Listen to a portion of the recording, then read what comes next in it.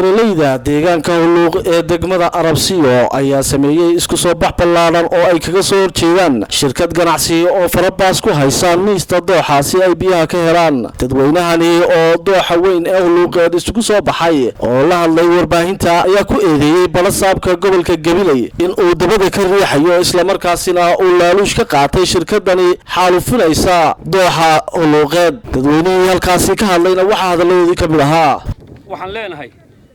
deegaanka iyo dooxa dadka degan ayay taladiisa leh cid qasbi kartaana ma jirto cid xoog ku muqooni kartaana ma jirto cidii aan dadka wax weydiinin aan u imanin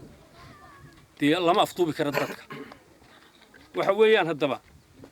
cidii nolosheena inoogu timaada iyo dinteena inoogu timaada gacmaha ka laaban mayno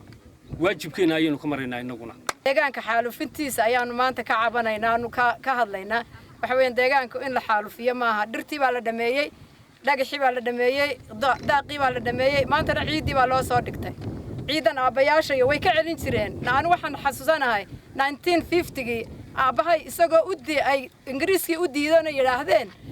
lama taaban karo dhulkayaga aaba waxay odhan jireen raggeeni waaweena dhulkugu neefsanaya waynu dhaxamoon doonaa baraf bay nagu dhici doonaa tiiba maanta inamadeenii yaryaraa ee wadanka ilaalin lahaa ee u soo kici lahaa ee wax ka qabada wadanka qurxin lahaa ay doonayaan inay xaalufiyaan marka taasi ma ogolin hadaanu reer huluuqeed lahayna ma ogolin hadaanu deegaanka waqooyi galbeed lahayna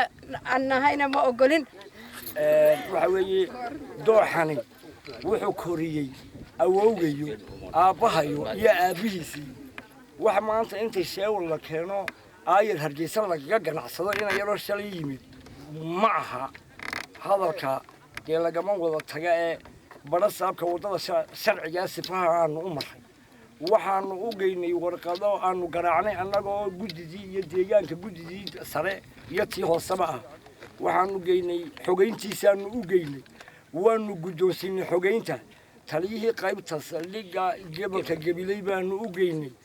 taliyaha saldhigga Arabsiyood baanu u keenay gudoomiyaha degmada Arabsiyood baanu u keenay qayladhaantaasaanu saaray go'aan bay ka soo saareen taasoo barasaabkan shiina maqan barasaab ku-xigeenka iyo gudoomiyaha beeraha Cabdirasaaq iyo inanta gudoomiye ku-xigeenka xaalufka iyo deegaanka go'aan bay ka soo saareen go'aankii kii uu taagan yahay haddana nimankii dib bay u cawdeen annaguna aan ku qaacnay go'aankii dawladda aan wadada sharciga u maray dib bay isku soo kaxaysteen oo joon dadweynihii loo yeelin deegaankiina aan waxba la ogeysiin ayuu shiine barasaabka gobolku ku tagay taaga halka inooga muuqdo ku qabtay kamarad kaliidii dhisme ayaa la wadaa halka dhismaha ciiduma diidana deegaanku uma diidana laakiin dooxan 8 sanadood ciidan aynu arkayno hay'adaha caalamiga noo xiray waxa noo xiray Action-Aid oo soo hinaayna xidhiidhisay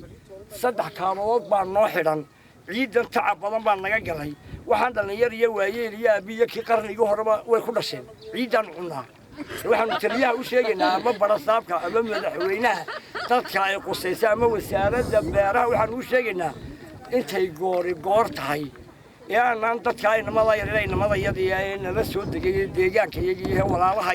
ee sida qaldan dawladda wuxuu ugu sheegay barasaabka gobolka Gabiley waxa leena ka furso